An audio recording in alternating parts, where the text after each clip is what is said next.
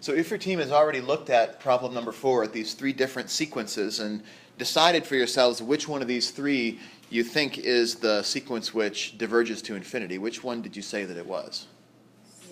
It was Cn. We talked a little bit about this last time.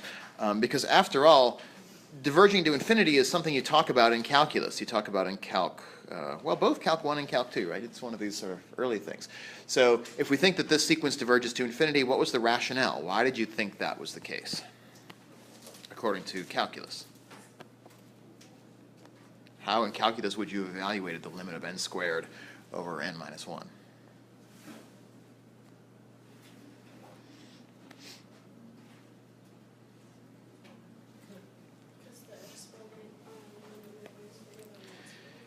Right, this is the old shorthand for working with rational functions' end behavior, is that the degree of the numerator, in this example, exceeds the degree of the denominator. And so the intuition is that this quantity n squared is blowing up to infinity much more quickly than this quantity n minus 1 is. And so if the numerator blows up to infinity faster than the denominator, then it's going to win the race to infinity, and so somehow this is going to look like infinity over something which is not infinity, and so it's going to turn out to be infinity. The more rigorous way in calculus that you did this, back when we didn't have to worry about the definition of a limit, just manipulating them, was the same trick that we kind of used last time, which was to divide through in this rational function by the highest power of n. So if I divide upstairs by n squared and downstairs by n squared, and then downstairs I have n minus 1, I'll divide that by n squared. Then what that ends up doing is it takes that infinity in the numerator and it tempers it down. N squared over n squared is going to just be 1. So this looks like limit of 1 over, and then in my denominator I have n divided by n squared, which is 1 over n. I have 1 divided by n squared. So now at least I've fixed the problem that existed in the first place, which is that both the numerator and denominator went to infinity. Now when we've done this division, now it's only the numerator doesn't go to infinity anymore as n tends to infinity. It just remains at 1. But what happens in the denominator? What's happening to 1 over n and 1 over n squared as n goes to infinity? Where are those sequences going?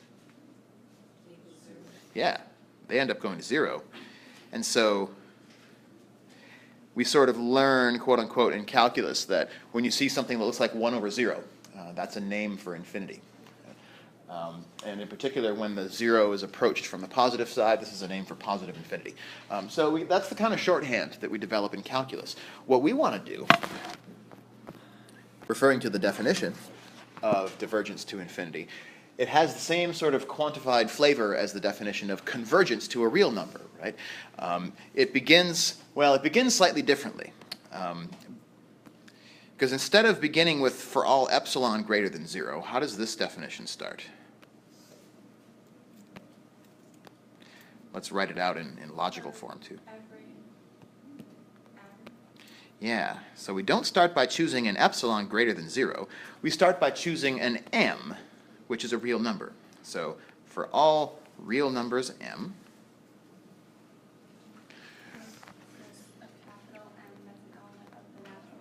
okay, and that part is identical to our definition of convergence.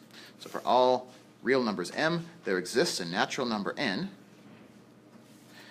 such that, and then the next clause is also the same as it was for convergence, for all n's greater than or equal to capital N, for all n greater than or equal to n. But then the final clause is different. So the final clause here says it's not that we want to be within epsilon of some real number. Instead here, we want to be greater than or equal to m.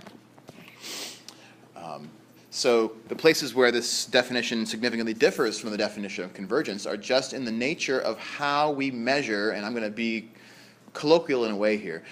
This capital M is meant to kind of measure the distance to infinity, in a way. Little epsilon in convergence was meant to measure the distance to a real number, L, right? This capital M is somehow going to tell us, well, how close are we to infinity? So when we said epsilon greater than 0, we always used to sort of qualify it in our minds by the phrase, no matter how small. How should we quantify this capital M? In other words, when a sequence was converging, if we had a really small value for epsilon, the definition of convergence, when we selected an epsilon, we expected that if I picked a really large epsilon, that it would be really easy to find an n such that all the terms past that point in the sequence were within that epsilon bandwidth, right? But it's when I made my epsilon smaller that I need to go further and further out in my sequence before I'm guaranteed to have all of my terms inside of that bandwidth. So that's why when we talked about epsilon, we used to say for all epsilon, no matter how small. Right? So I can pick this to be however small I want it to be, but we can still find a capital N, such that all the little n's past that point will have those terms inside the band. So now here's what the picture looks like when we're thinking about divergence instead of convergence. The role that my capital M is playing, is that if I make my capital M bigger, I set a bar that I need my sequence to eventually exceed that bar. Right? So if I set M equal to 10 for this sequence, then is there a value for n such that for all n greater than that capital N, my sequence, the terms of my sequence are greater than or equal to 10? What value of n can I use here? 9. Let's try it. So we go out to the 9th term of the sequence, n equals 9.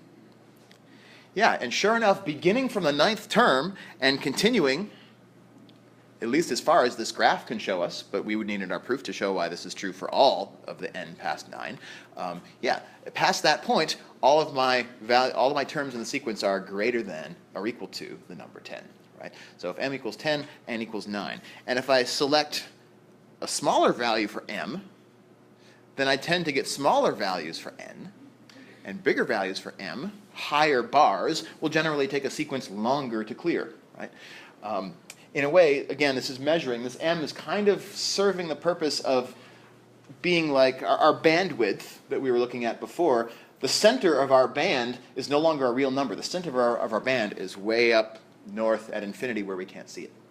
And so this m is kind of standing in for that little radius. But then I need to be able to make that m as large as we wish. So just to wrap this up, I would recommend thinking about this as, for all m's that we can choose, no matter how large, however high of a bar that we set for the sequence eventually clears it for good. Right? Past that point that it clears it, it remains cleared. Past greater than or equal to m.